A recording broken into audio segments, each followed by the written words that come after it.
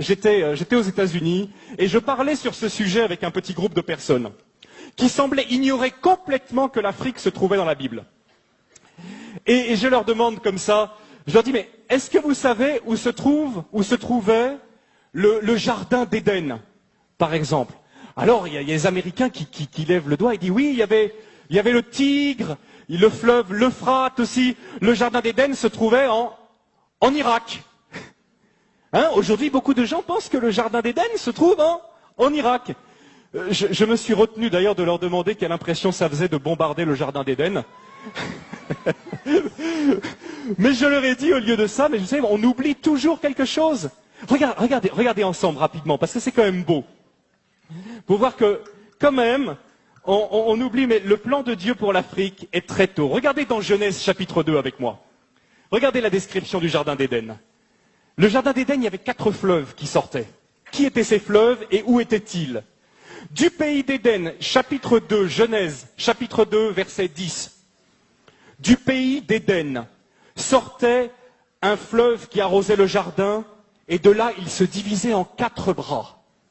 Le premier, c'est le Pishon. Il contourne tout le pays de Havila, au sol gorgé d'or et excellente qualité. Le deuxième fleuve s'appelait Gihon. Il parcourt toute l'Éthiopie, ou dans certaines versions, le pays de Couche.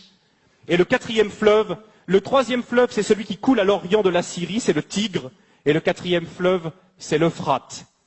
Regardez, la Mésopotamie, l'Irak, le pays de Havila, qui est probablement vers la Somalie, et tout le pays de l'Éthiopie. Le jardin d'Éden, ce n'était pas le jardin qui est derrière la cour de la maison. Hein. Le jardin d'Éden, c'est un jardin immense qui couvrait plusieurs pays, dont l'Éthiopie. Quels sont les noms qu'on donne à l'Afrique dans la Bible? Les noms qu'on donne à l'Afrique, ce sont Couche, qui veut dire Éthiopie, Mitzraïm, qui veut dire l'Égypte, et Pouth, qui veut dire la Libye actuelle, la Cyrénaïque. Au temps biblique, et jusqu'à une époque, jusqu'à peu près au 4-5e siècle après Jésus-Christ, ces 3 régions qui couvraient toute l'Égypte, la Libye, le Soudan, l'Éthiopie, toute la corne de l'Afrique, regroupaient probablement 80% de toute la population du continent qui était très peu peuplée. Donc toute l'Afrique, presque, se retrouvait à Couche, Mitzraïm ou Pouth. Et, à la surprise générale pour certains, c'était des pays noirs. À l'époque, c'était des pays noirs. Vous savez, souvent, quand on pense à l'Égypte, on ne pense pas à l'Égypte comme un pays noir, n'est-ce pas? Hein, on a eu même, quand on est dans les années 50, 60, les péplums sur l'Égypte. Comment elle est, Cléopâtre? C'est Elizabeth Taylor. Elle est toute blanche. Mais la réalité, c'est complètement différent. Toutes les recherches historiques ont montré qu'à l'époque de Moïse, ont montré qu'à l'époque biblique, l'Afrique était un pays noir. Et d'ailleurs, il suffit de regarder les hiéroglyphes aujourd'hui pour voir toutes ces femmes égyptiennes avec les cheveux tressés qui ressemblent à s'y méprendre aux Peuls du Sénégal. Des recherches ont montré que les Peuls du Sénégal, pour ceux qui les connaissent, sont parmi les descendants les plus directs des Égyptiens. Les travaux, entre autres, du professeur Cheranta Diop et d'autres ont montré que l'Égypte était un pays noir, que l'Éthiopie était un pays noir et que la Libye était un pays noir. On l'appelait la Cyrénaïque, avec la ville de Cyrène, ou la Tripolitaine. C'est un pays noir. Depuis le début, depuis la Genèse, l'Afrique est là, dans le plan de Dieu. Et quand je demandais à ces Américains quelle était la personne, quel était l'Africain le plus connu de la Bible, ils avaient beaucoup de mal à me répondre. Un Africain? Un Africain dans la Bible? L'Africain le plus connu. Et à votre avis, tenez, qui est l'Africain le plus connu de la Bible? Abraham, pas tout à fait.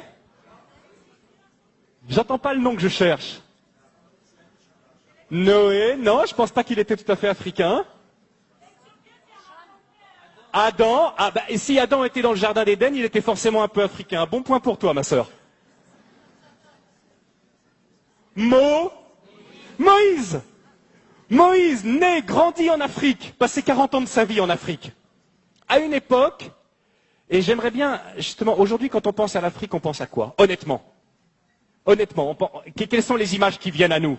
Nous qui sommes ici, en Alsace. Je ne sais pas, vous qui regardez Internet, là.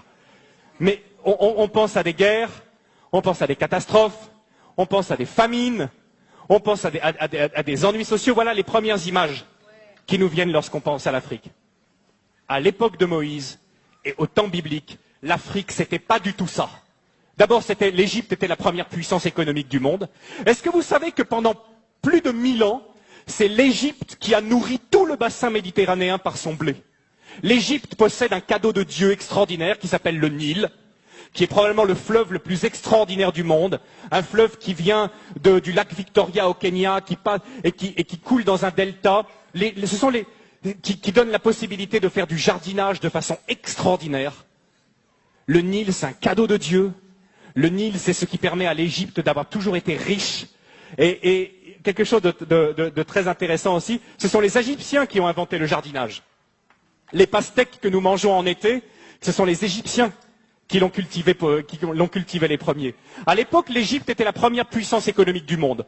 Aujourd'hui, l'Afrique est la dernière puissance économique en tant que continent. Mais il n'en a pas toujours été de même.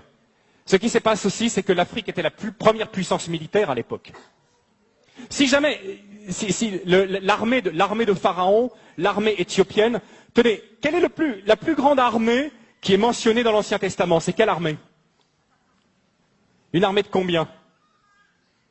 C'est une armée d'1 million de personnes qui est l'armée du roi d'Éthiopie. À l'époque, l'Afrique était une puissance militaire qui faisait trembler.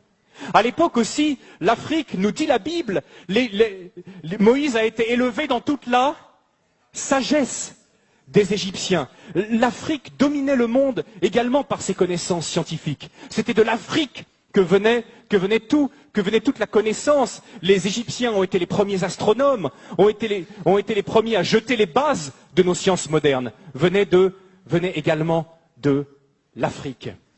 C'était aussi une époque où l'Afrique accueillait les réfugiés. Aujourd'hui, on pense que l'Afrique, c'est le pays qui envoie plutôt des réfugiés. Mais à l'époque, l'Afrique accueillait les réfugiés.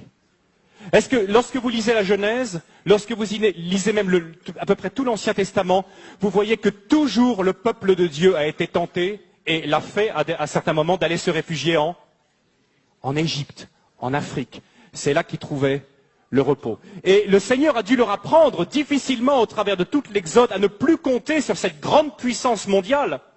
Et si Dieu a humilié l'Égypte, il n'a pas humilié un pays faible, mais il a humilié un pays qui était la première puissance mondiale. Comme aujourd'hui, si Dieu choisissait d'humilier une nation puissante, il choisirait probablement d'humilier ou les États-Unis ou l'Europe, qui nous glorifions de notre technologie, de notre puissance, de notre force militaire.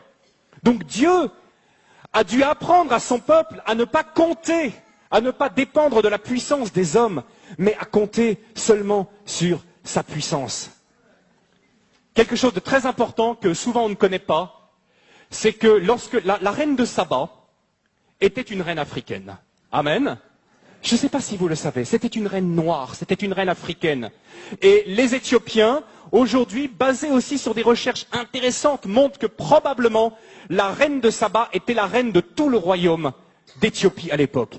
Elle était allée chercher la sagesse auprès de Salomon. Et que dit aujourd'hui l'Église là-bas en Éthiopie?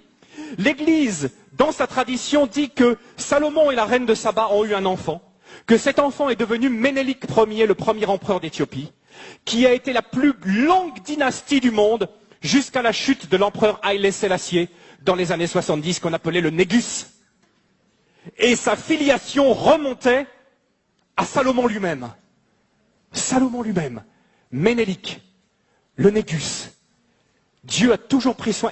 Vous savez, en plus, aujourd'hui, on s'aperçoit qu'il n'y a aucune explication rationnelle à la présence d'un si grand nombre de Juifs en Éthiopie, qu'on a appelé après les Falachas, qui sont revenus en Israël.